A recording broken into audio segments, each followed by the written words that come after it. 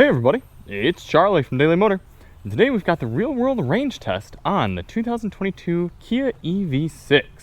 This is the rear-wheel drive GT line model, meaning we're working with 310 miles of estimated range in mixed driving. Now, because when you travel at higher highway speeds, you're dealing with more air resistance, we're going to expect a lower number. Now, based on the EPA estimates, we should be expecting about 268 miles, give or take, at highway speeds. But either way, we're going to head out today here and see what we can calculate based on our driving. A little background on the EV6, an entirely new electric model from Kia. This thing is really nice. Honestly, it is one of my favorite electric vehicles and probably one of my favorite vehicles in general on the market. It's actually not as exciting to drive as its very futuristic looks might imply. It's fairly mundane, but that's kind of why it's so good. It rides really well. It's quiet, it's easy to drive and easy to use, and practical, so I like it quite a bit. If you do want to see more on the EV, check the links in the description. We've got a review of the Meridian audio system and a DM test drive. And if you want to see even more, we actually have a members-only sound test, which I'm going to shoot on this range drive. So without any further ado, let's get rolling. We got our Grizzly charger here. Shout out to Grizzly. It's who we've been using for charging for well over a year now. Been very happy with them. Also, a quick shout out to Kia for having a power closing door. I like to see that. Also, before we hop in the car, I'll show you our new Grizzly charger. This is the smart charger, and we got the Avalanche edition, so it's white. That's all the Avalanche edition does. But it does have an app that you can use for tracking charging, which I really appreciate. You can schedule charging and everything. So yeah, if you want an affordable and reliable and very nice, durable home EV charger, check out Grizzly. All right, let's hop on in. Some nice ambient lighting coming up. The car is charged all the way up, so we're gonna go out and do 50 miles out and 50 miles back, averaging 70 miles per hour. Come back, charge it all the way up, and see how much electricity we use and do some calculations based on that. No sort of preconditioning or anything. Shouldn't really need it though, because the temperature outside today is 71 degrees Fahrenheit. We've got our climate control set at 67 degrees auto. That's what we do for colder weather EV testing. We're going to put the car into eco mode. Right now there's eco, normal, and sport. Technically there's a snow mode as well if you hold. And we've got our drive info reset, our GPS reset, and we are ready to roll. Currently the car is giving us 272 miles of range. If we were to turn off the climate, that pops up to nothing. Probably because it's not using the air conditioner or the heater at this point, but that's interesting to know. I have seen it before driving this car where the range estimate drops if you have the air conditioner running. A few things I forgot to point out. We have set our tire pressures to the door placard to 36 psi cold. Also, I've changed my mind. We're going to run this test at 73 degrees auto for the climate. I think that's going to be, it really honestly shouldn't make a difference at these temperatures, but that's just what we're changing it to. Another thing that's kind of interesting with the EV6, on this drive info screen, it resets each time you drive, and it says I've done 1.5 miles, average of 3.1 miles per kilowatt hour. Right below that, it says for after charging, which has been the same amount of time, we've done 1.5 miles, and it says 4.2 miles per kilowatt hour, now 4.3. I don't know why those numbers are different. They're off by 0.2 miles per kilowatt hour, even though, well, I guess the timer is a little bit shorter for after recharging too. So I guess this drive info must be accounting for some sort of charge I used while the car was still plugged in. The goal of this test isn't to hypermile. We're not trying to get the best possible range for this car, but rather a realistic figure, as though you were to head out and go do a highway trip, be comfortable, or travel at reasonable speeds, and try to see what sort of real-world number we can get. In order to do that, we're getting up to highway speed here at a reasonable pace. We're going to set our cruise control at a GPS indicated 72 miles per hour. That should allow us to average 70 over the whole test. I'm actually going to open this, get a little bit better light on here for you. But even with that open, listen how nice and quiet this is at 70. Looks like 72 on the dash is showing a 71 on the GPS, so I'm going to bump that up by 1.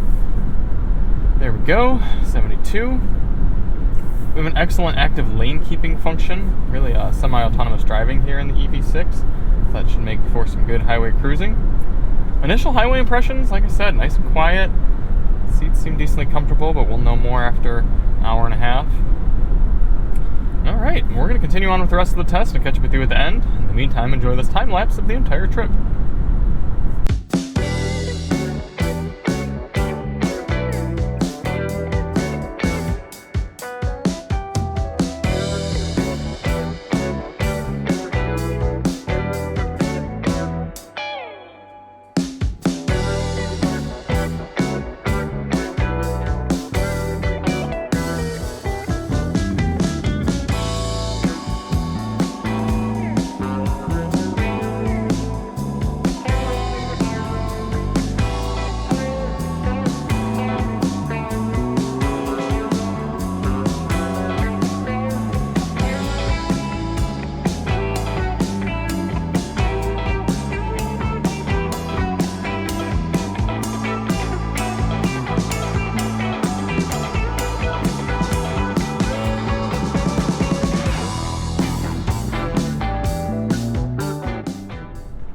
Coming into the end of the highway range test here in the EV6, this has been a nice highway cruiser. Would happily chew away miles in this. The only downside is the Meridian audio system is leaving a good bit to be desired in a premium sound system. If you watch our members only sound test, anytime any heavy bass kicks in, the whole thing falls on its face. There's no power to it. It loses power when the bass kicks in. But other than that, this is really nice to drive. The semi-autonomous driving is excellent. I 100% prefer it over Tesla's autopilot, mostly because no sorts of phantom braking. You don't get a beep every time you engage it or disengage it, and it's very easy to use. So I do appreciate that. The only minor complaint I have is when you turn off cruise control. Watch this. Actually, it wasn't too dramatic right there, but other times it has dramatically slammed on the full regen, making it feel like it's hitting the brakes. So it's not a gradual kind of ease into the regen like it should be. Quite a few times there it kind of grabbed me. But other than that, we're getting good efficiency as well. 3.2 miles per kilowatt hour, 69 miles per hour average. We did run into some I'm not going to be able to make this light. Did run into some pretty heavy rain there, so we definitely ran through some standing water on the road. That's going to negatively affect the test somewhat as well. Yeah, no, I've been really happy with it. So I'll catch up with you guys one more time once we get back to the house and see what our final numbers are there. And then we'll charge it up and do some final calculations. Rolling up to the house. 112.1 miles done. Technically, actually, 113.8. Gotta go off the GPS, it's more accurate. An average of 67 miles per hour. We've got 56% battery left, which means you should have no problem doing 220 to 230 miles. Still have plenty of buffer room. I wouldn't plan on trips too much further than 220, 230 because you're going to want to give yourself some wiggle room if you're running the climate control a lot or if there's a lot of hard rain or strong headwind. But let's get this thing charged up, see how much juice we actually take, and then wrap it up. Here we are, all charged up in the EV6, and as much as I love to blow sunshine toward Grizzly, doesn't really look like the number they're giving us is accurate for the amount of charge the car took. It says to charge back up from 56%, the EV6 took 60.8 kilowatt hours, which is nearly the entire capacity of the battery. I mean, the usable capacity is somewhere around 72 kilowatt hours. The total battery capacity is 77.5, so there's no way that the car took 60.8 kilowatt hours. Even if we took 10% out of that, it still doesn't seem super accurate to me. So unfortunately, we're not going to be able to use that data. I'm going to have to talk to Grizzly and see why it's reporting something that high. I mean, maybe the car did some sort of battery calibration or update in which it used a lot of power, but that's a lot. That is a lot right there. So let's get out our calculator and at least go off of the numbers we got from the car. We know we did 113.8 miles, and the car said we did 3.2 miles per kilowatt hour, which is only going to the 10th place is a little imprecise, if you will, but that means we should have used about 35 or so kilowatt hours, and that would actually track pretty well with the 72.5 kilowatt hour maximum usable capacity for this car, because it says we were about 56% battery, and this would be right around that 56-ish range. A little bit below, but kind of right in that same ballpark. If we did really do 3.2 miles per kilowatt hour times 72.5, right there, you should be expecting about 230. We got 232, but we always round down a little bit, because if you're actually going to make it to your destination, we need to round down. About 230 miles at highway speed here in the EV6. And that, again, would track with about getting 56% or so charge left after 113 miles.